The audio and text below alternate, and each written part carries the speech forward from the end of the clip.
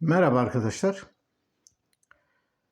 İnsan dilinin insan beyninde ve zihninde bulunan bir modül olarak geliştiği yönündeki teoriyi bir önceki videoda ele almıştım. İnsan dilinin modül olarak insan beyninde ve zihninde yer aldığına ilişkin bu teoriyle ilgili daha önce bazı arkadaşlarla yaptığım tartışmalarda aldığım tepkiler hep aynı oluyordu. Üniversitelerin edebiyat ve filoloji bölümlerinde okuyan ya da bu alanlarda çalışma yürüten arkadaşların bir kısmı benim bu anlattıklarımı duyduktan sonra şaşkınlıklarını gizleyemiyorlardı ve şöyle diyorlardı. Yani bu kadar açık, çelişkileri bulunan, pek tutarlı olmayan ve neredeyse sallapati bir görüş nasıl oluyor da üniversitelerde hala geçerli bir teori olarak bizlere anlatılıyor. Yıllarca biz bu modül teorisini öğrencilere bilimsel bir teori olarak anlattık. Oysa ki senin anlattığın kadarıyla hiç de bu göründüğü kadar tutarlı ve insanı ikna eden bir bilimsel teori değilmiş. Aslında bu arkadaşların itirazları ve şaşkınlıklarında garip bir yan yok. Ne yazık ki durum sadece Türkiye'de, yani ülkemizde böyle değil.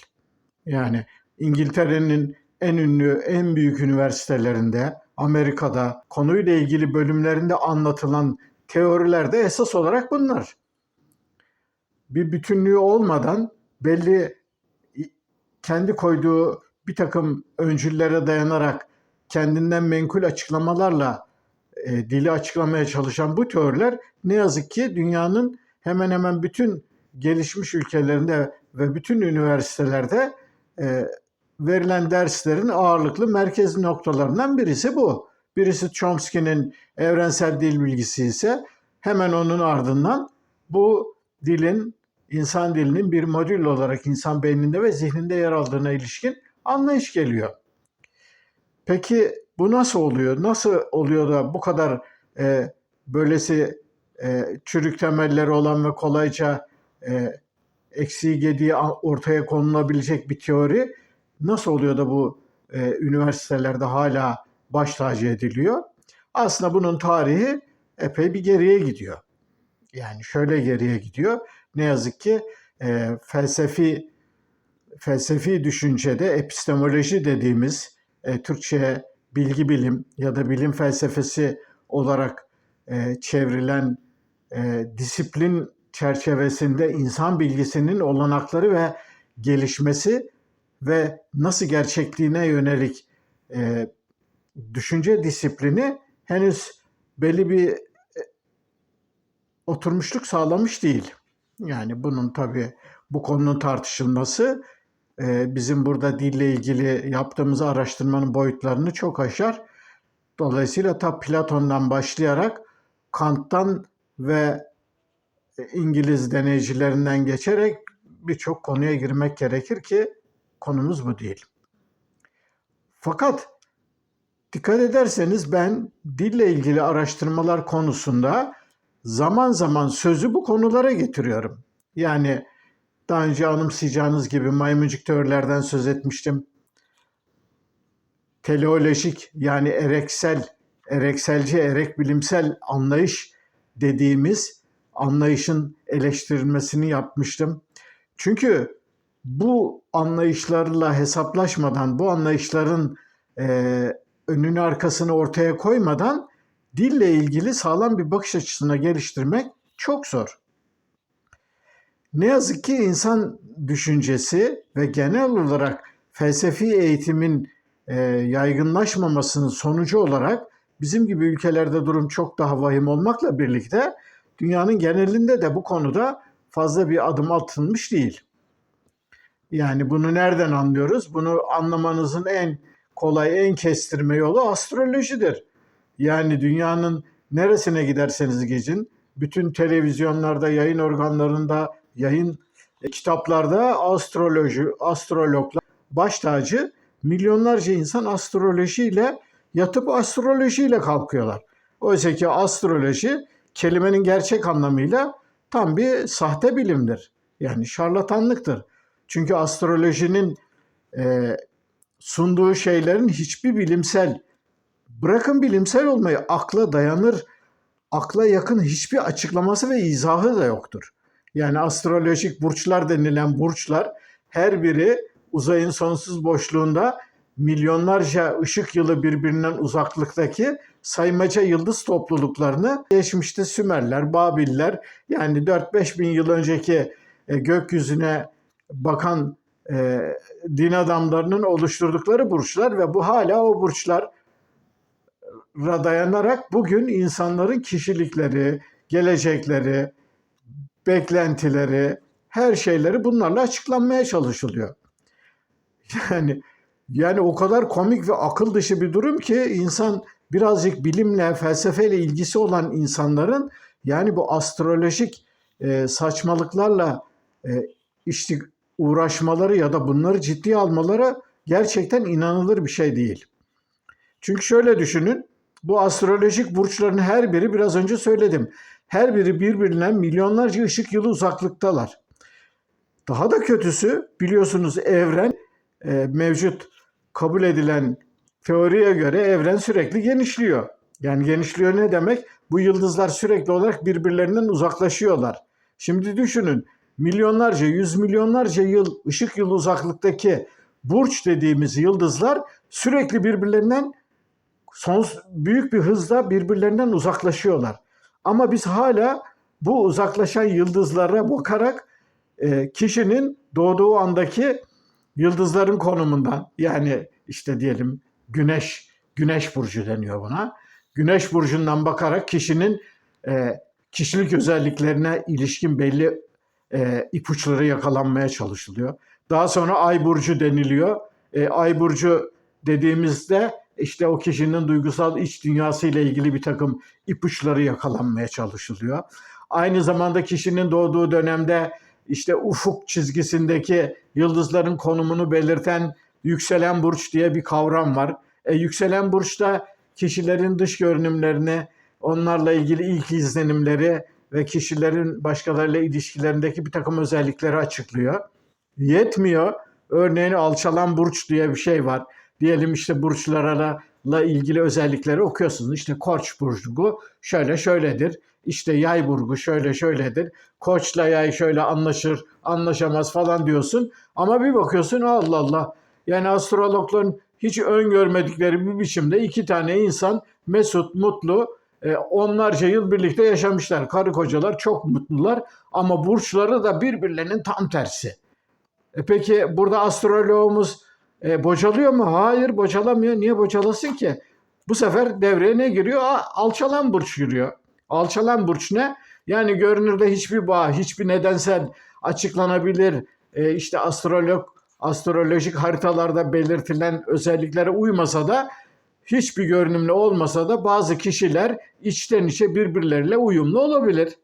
Yani işte astroloji dediğim olay nereden tutsanız elinizde kalacak bir saçmalıklar manzumesi. Ama buna rağmen milyonlarca ve milyonlarca insan yani bu astrologların söyledikleri ipe sapa gelmez lafları ciddiye alarak bunlarla kendi yaşamlarına yön vermeye ya da bunlarla kendilerini avutmaya çalışıyorlar.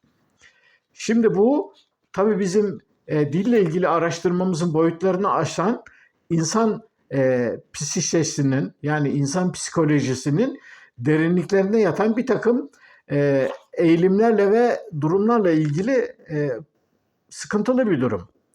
Fakat bizim buradaki amacımız dil araştırmaları olduğu için bu konuya girmeyeceğim. Anımsayacağınız gibi maymuncuk teorilerinin özelliklerinden söz ederken Freud'un teorilerini söylemiştim. Biraz önce astroloji için söylediklerimin hemen hemen hepsini Freud için de geçerli. Yani Freud'un biliyorsunuz örneğin Freud'un psikolojisi ya da Freud'un teorisinin dayandığı 3 tane kavram var. İd, süperego ve ego. İd dediğimiz şey kişinin zevklere, içgüdülere, arzulara dayanan yönelimleri ve davranışları. Süperego dediğimiz kişinin toplumsal normlara uyması, kurallara dikkat etmesi ve ahlakı gözeterek bir takım şeyleri yapmak yükümlülüklerini hissetmesi. Ego dediğimizde bu birbirinden tamamen ayrı, uçarı iki ucu birbirine uyumlu bir hale getirmeye çalışan insanın kişiliğini oluşturan düşünceler ve davranışlar bütünü. Şimdi bunun aslında daha geçmişte ta köke Platon'a dayanan, Platon'un bir sürücünün beyaz ve siyah atları dizginlemeye çalıştığı bir at arabasını sürmesiyle anlatmaya çalıştığım özellik. Freud bunu aldı. Bilimsel bir takım gözlemlerle ve bilimsel bir takım bilinçle ve nörobiyolojiyle ilgili belli verilerden yola çıkarak bunları kendince bir maymuncuk teori haline getirdi ve ondan sonra psikanaliz dediğimiz düşünce akımı ortaya çıktı. Kuşkusuz dünyanın en akıl dışı batıl inançların içinde bile nesnel gerçekliğe uygun, nesnel gerçeklikle örtüşen belli tutamak noktaları olmak zorunda. Olmazsa zaten hiçbir insanlar bunların hiçbirisine inanmazlar. Dolayısıyla psikanalizin olumlu bir takım çıkarımlarının olması, bazı psikanalitik tedavi yöntemlerinin işe yarıyor olması, psikanalizin gerisinde yatan Freudçu teorinin maymuncuk bir teori olduğu gerçeğini göz ardı etmemizi sağlamaz. Konuyu fazla dağıtmadan bir modül olarak insan zihninde yer alan dil anlayışının kaynaklandığı esas benzetmeye bu videoda yer vermek istiyorum. Çünkü dili bir modül olarak anlatan Steven Pinker ve onun gibi düşünenlerin yola çıkarken esinlendikleri ve kendilerine kerteriz noktası olarak aldıkları anlayış buydu. Neydi bu anlayış? İnsan dili bilgisayar gibi çalışır. Biliyorsunuz son dönemde yapay zeka tartışmalarıyla birlikte bu konu giderek daha sık ve daha kapsamlı biçimde tartışılıyor. Tabii burada yapay zeka konusuna girecek değilim. Fakat bu yapay zeka olayının altında yatan da insan dilinin, insan beyninin bir bilgisayar gibi çalıştığı benzetmesinden yola çıkarak bu söyleniyor. Dolayısıyla bir modül olarak insan dilinin gelişmesini insan beyninin bir bilgisayar gibi çalışmasına dayandıran anlayışlarla hesaplaşmamız ister istemez konuyu buraya getiriyor. Nedir bu konu? Yani insan beyni bir bilgisayar gibi mi çalışır? Şimdi insan beyninin bir bilgisayar gibi çalıştığına yönelik sanırım her yerde karşınıza birçok görüş çıkıyordur. Bu o kadar yaygın bir görüş ki özellikle de son dönemde yapay zeka çalışmalarının sağladığı bir takım alanlardaki görkemli başarıların ardından bu konu artık birçok insan tarafından tartışılır olmaktan çıktı ve artık bir zaman sorunu. Zaman sorunu denilen ne? Öyle bir zaman gelecek ki artık kendi kendilerini eğitebilen ve kendilerini geliştirebilen yapay zeka ve yapay zekaya bağlı robotlarla oluşturulmuş sistemler insanların, insan zekasının yerini alacak. Hatta insan beynini, insan zihnini, insan zekasının, insan beynindeki bütün verilerin kopyalanabileceği, bunların depolanabileceği böyle artık iddiaların bini bir para böyle uzayıp gidiyor bu konu.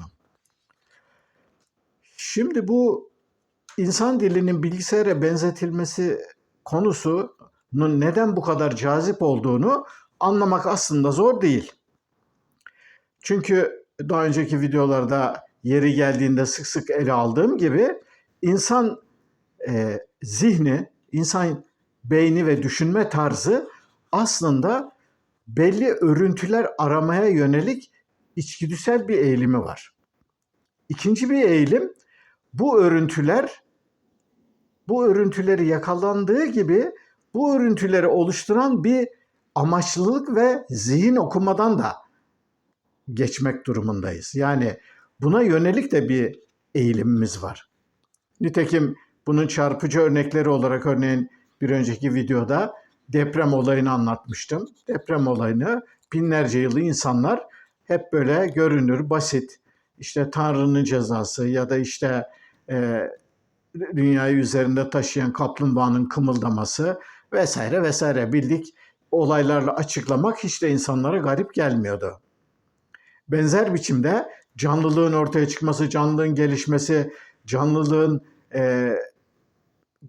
türleşmenin arkasında yatan esas güdünün de ruh olduğu ve ruh ve düşüncenin işte yüce bir yaratıcı tarafından insan bedenine üflendiğini, çünkü bütün kutsal kitaplarda falan bu yazıdır. Yani insan beyni insan ruhunun bir yuvası olarak tarif edilir. Yani kutsal kitaplarda, tek tanrılı dinlerin kutsal kitaplarında olay bu biçimde anlatılır. İnsan beynini bilgisayara benzetmenin çekici ve cazip gelmesinin nedeni görünüşte insan beyniyle bilgisayarların çalışmasının aynı ilkelerle yürüyor olduğunun görünmesidir. Fakat bilgisayardan önce insanlar insan beynini daha önce başka şeylere de benzettiler. Biraz önce tek tanrılı dinlerin insan beynini ruhun yuvası, ruhun yaşadığı ve yerleştiği yer olarak anlattığından söz etmiştim. Ama örneğin İsa'dan önce 3. yüzyılda dünyanın değişik noktalarında gelişen hidrolik sistemlerin gelişmesiyle birlikte bir takım mühendislik harikalarının olmaya başladığını biliyoruz. Örneğin bu hidrolik sistem nedir? Hidrolik biliyorsunuz su. Su ile ilgili, yani suyun sıvıların, akışkanların özelliklerinden yararlanarak bir takım mühendislik becerilerinin yapılmasına hidrolik deniyor. Örneğin hidrolik deniyor. Örneğin şu ünlü çocuk masalı Ali Baba ve 40 Haramiler öyküsü aslında onun geçmişine gittiğinizde hatırlarsınız. İşte haramiler bir mağaranın önüne geliyorlar. Mağaranın önünde kocaman bir kaya var. İşte onlar açıl susam açıl dedikleri zaman kaya birdenbire tonlarca ağırlıklı kaya yavaş yavaş açılıyor. İşte haramiler mağaraya giriyorlar. İşte şu hikaye böyle, masal böyle devam ediyor. Şimdi aslında bu masalın esinlendiği olay özellikle Mısır'da piramitlerde ve bir takım çok büyük tapınaklarda rahiplerin kitleleri kandırmak için kullandıkları hidrolik numaralarla ilgilidir.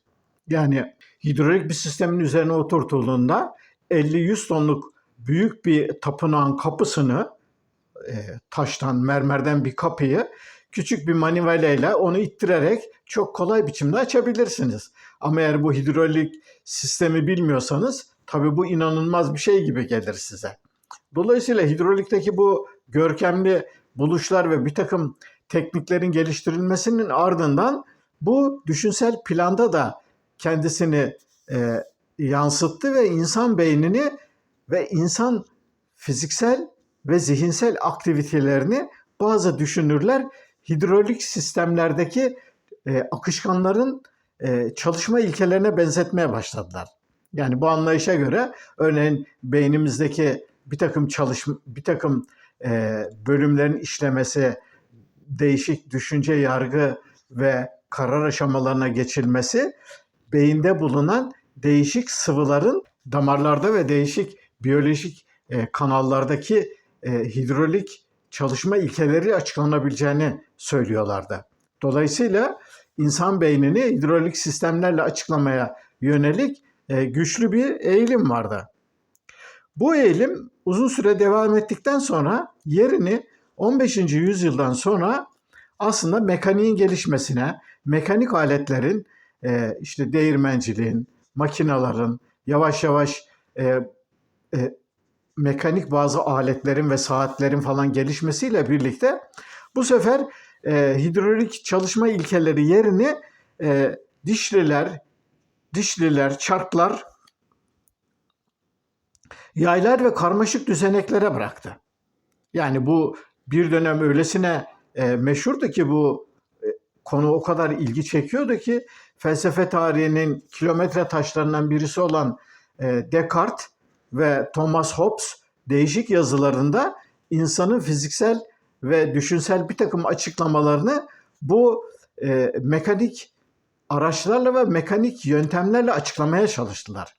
Yani örneğin bu konuda özellikle Descartes'in binlerce sayfalık yazıları vardır. Yani Descartes insanın elini kaldırmasından gözün herhangi bir gözün görmesine, değişik organların çalışmasına kadar birçok ayrıntıyı bu fiziksel nedenselliklerle ve insan vücudundaki değişik düzeneklerin, çarkların, yayların, vidaların, bunların benzeri yapıların birbirleriyle ilişkileri açıklamaya çalıştılar.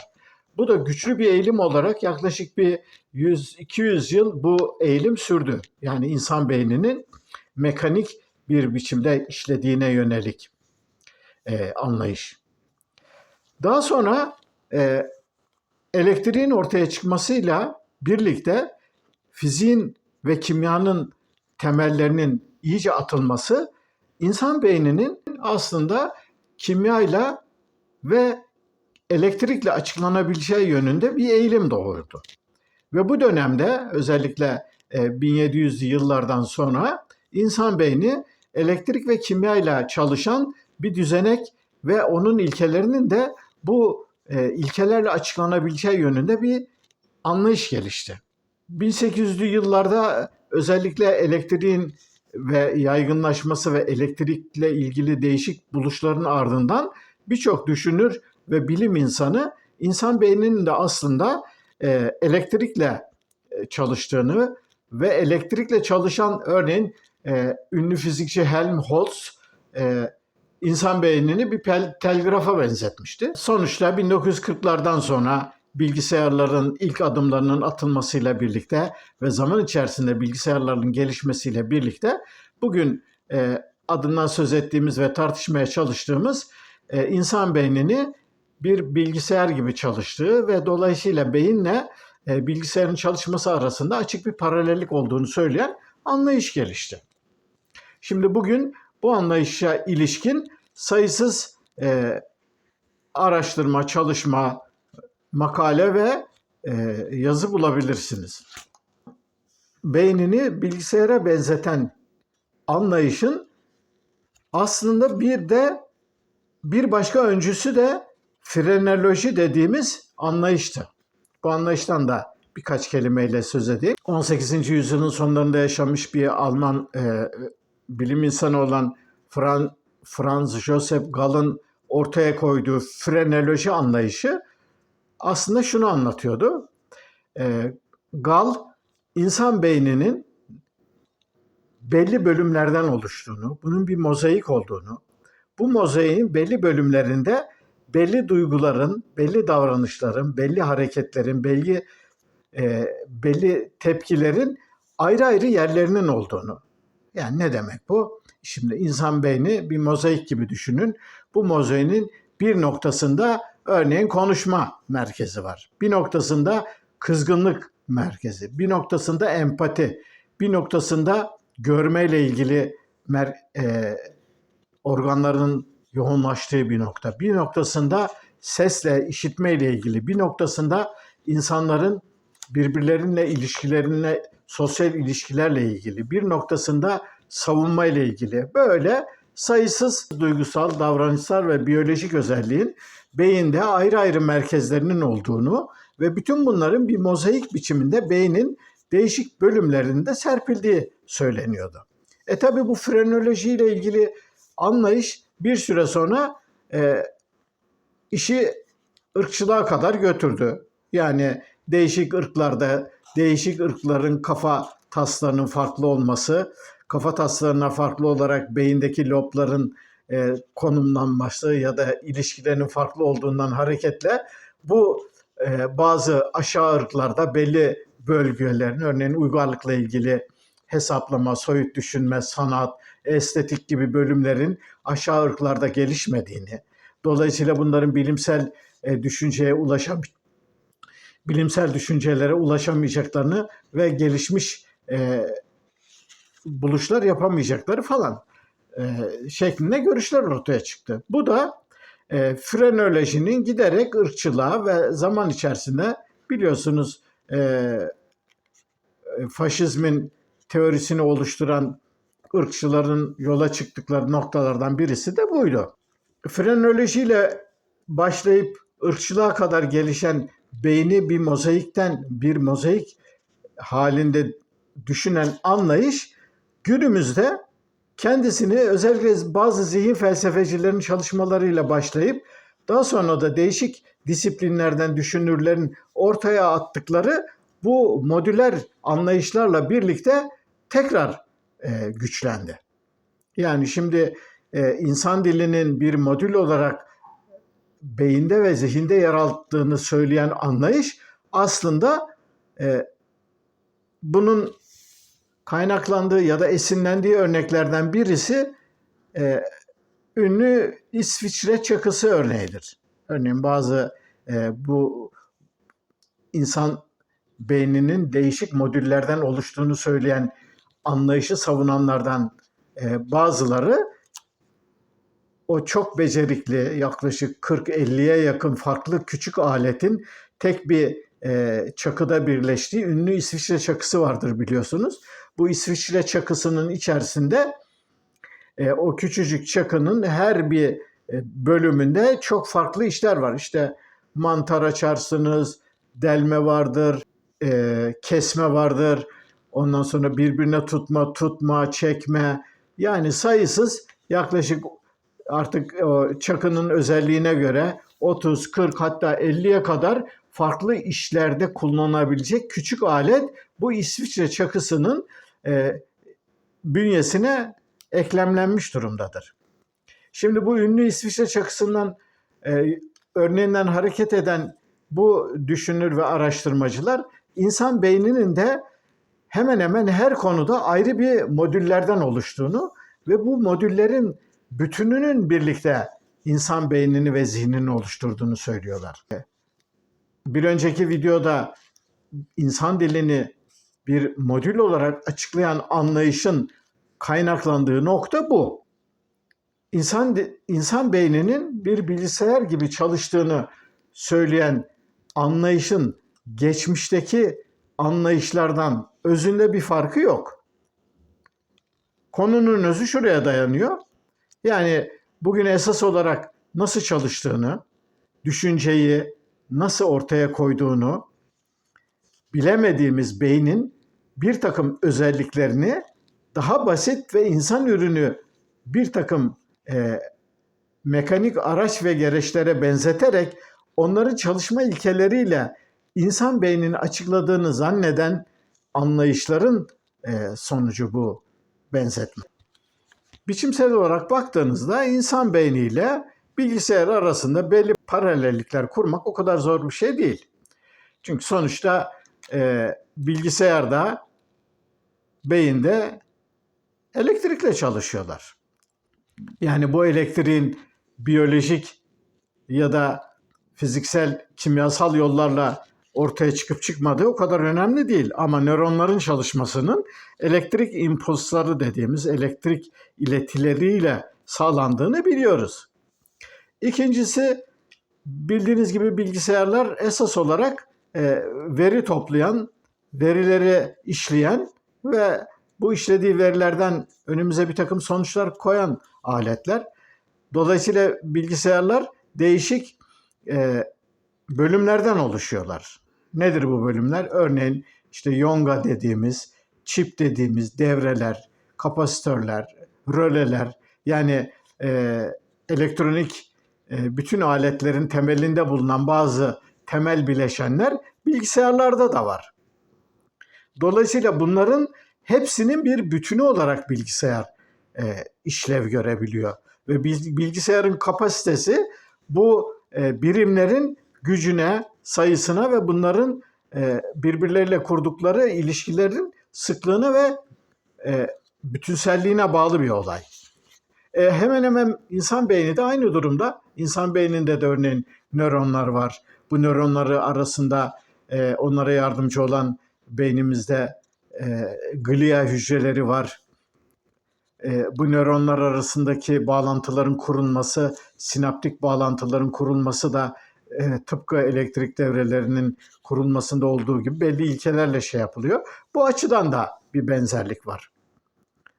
Son olarak örneğin bilgisayara belli verileri veriyorsun. O verileri alıyor, işliyor ve oradan sana belli sonuçların dökümünü veriyor. İnsan beyninin de esas olarak değişik duyu organları vasıtasıyla çevreden verileri topladığı ve bunları işleyerek sonuçta belli davranışlar ve duygularla kendini açığa koyan belli tepkiler ortaya koyduğu söyleniyor. Yani bu açıdan bakıldığında bilgisayarın insan beyninin bir bilgisayar gibi çalıştığını öne süren ve bu benzetmeden yola çıkarak konuyu açıklamaya çalışan anlayışa hak vermemek elde değil gibi gözüküyor. Fakat olay bu göründüğü kadar basit değil. Yani insan beyninin bir bilgisayar gibi çalışmadığını, bir insan beyninin bir bilgisayar gibi çalışamayacağını ortaya koyan birçok nokta var. İnsan beyninin bir bilgisayar gibi çalıştığına yönelik benzetme ilgi çekici, cazip ve işe yarar gözüküyor. Fakat konuya yakından baktığımızda işlerin hiç de göründüğü kadar basit olmadığı, basit ve kolay olmadığı anlaşılıyor. Bir kere bilgisayardaki yongaların, çiplerin, devrelerin, kapasitörlerin, rölelerin sayısı, bunların birbirleriyle kurdukları ilişkilere baktığınızda ortada çeşit olarak, birim olarak o kadar sonsuz sayıda bir elemandan söz edemiyorsunuz. Yani bunların teknolojik gelişmeye bağlı olarak kapasiteleri, örneğin diyelim bir 10 sene önce bu 10 sene önce bir birimken bugün 1 milyona, 1 milyara çıkmıştır. Çok daha fazla, çok daha yüksek rakamlara çıkabilecek olmasından da söz ediyoruz. Fakat bütün bunları insan beyniyle karşılaştırdığımızda aslında solda sıfır kalıyor. Neden? Çünkü insan beyninde yaklaşık 80-100 milyar nöron var. Daha önce de anlatmıştım bunu. Bu kadar nöron, her birisi 5-10 bin bağlantı kuruyor. Bu kadar nöronun birbirleriyle kurdukları bağlantıların sayısı nöronlar arasında bulunan glia hücreleriyle de doğrudan ilişkili. Glia hücreleri aslında yardımcı hücreler olarak, nöronlara yardımcı hücreler olarak geçiyorlar. Fakat aslında bu glia hücrelerinin ne yaptıkları ve yaptıkları işleri nasıl gerçekleştirdikleri henüz tam olarak bilinmiyor. Şimdi henüz tam olarak bilinmediği gibi glia hücrelerinin sayısı nöronların neredeyse 500 katı. Yani 5 trilyona yakın glia hücresi var. Şimdi bu kadar nöronlar arası sinaptik bağlantılar ve bunların glia hücreleriyle girdikleri ilişkileri düşündüğünüzde ortaya çıkan işlenebilir veri sayısı evrendeki atom sayısını kat kat aşıyor. Dolayısıyla yani bir bilgisayarın işlemci birimlerinin sayısıyla, onun işleme kapasitesiyle insan beyninin kapasitesini karşılaştırdığımızda yani ikisi arasında inanılmaz bir açık var. Ama tabii insan beyninin bilgisayar gibi çalışmadığını yalnızca bu basit veriye dayandırmak olacak iş değil. Tabii bu biraz yüzeysel ve komik bir açıklama olurdu.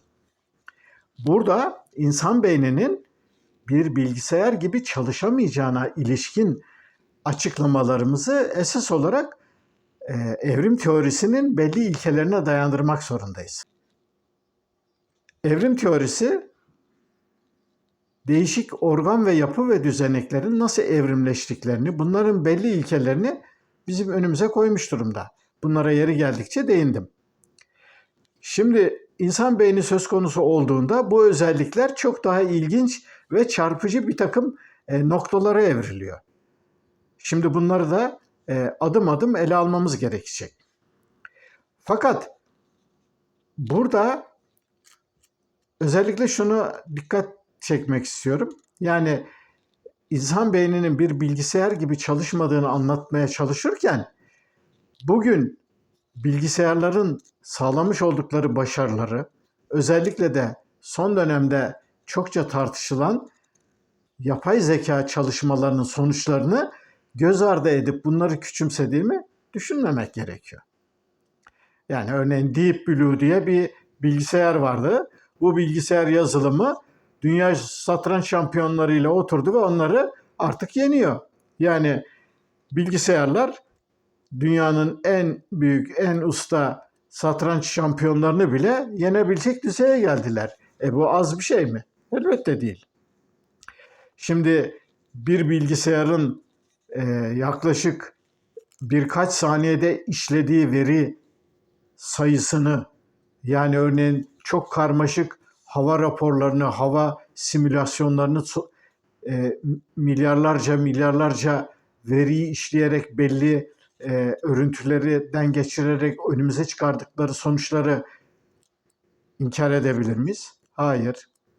Kaos teorisi olsun, değişik kuantum fiziğinin çok özel belli alanlarında bilgisayarlarla yapılan çalışmalar ve bu çalışmaların ortaya koydukları sonuçları insan zihniyle bireylerin tek başına yapmaları mümkün olabilir mi? Elbette mümkün değildir. Yani bugün bir sıradan en basit çoğumuzun telefonunda bulunan hesap makinelerinin gerçekleştirdikleri işlemleri biz aklımızdan gerçekleştirmeye çalışsak yapabilir miyiz? Elbette yapamayız. Dolayısıyla bugünkü bilgisayarların kapasite ve yeteneklerinin çok daha ileri noktalara ulaşabilecekleri ve bugün hayal edemediğimiz konularda bile bizim önümüze geçeceklerini inkar edebilir miyiz? Elbette edemeyiz.